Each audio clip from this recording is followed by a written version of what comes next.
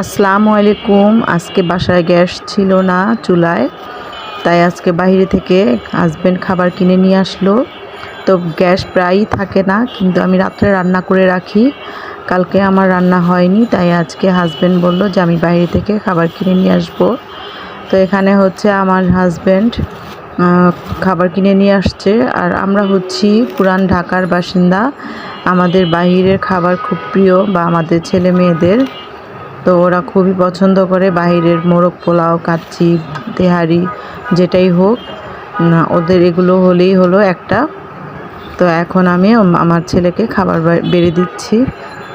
তো আপনারা কারা কারা বাহিরের খাবার পছন্দ করেন? আমি বাহিরের খাবারটা বেশি একটা পছন্দ করি না, আমি ঘরেই খাবার বেশিরভাগ রান্না করে খেতে পছন্দ করি, কিন্তু আমার ছেলে মেয়েরা বাহিরের খাবারটাই খুব পছন্দ তাদের।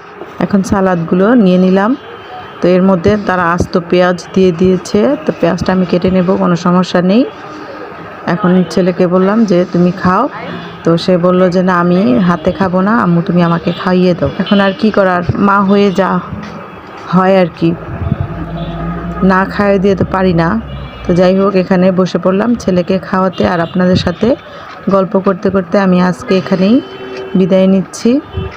তো সবাই সুস্থ থাকবেন, ভালো থাকেন, আল্লাহ হাফেজ।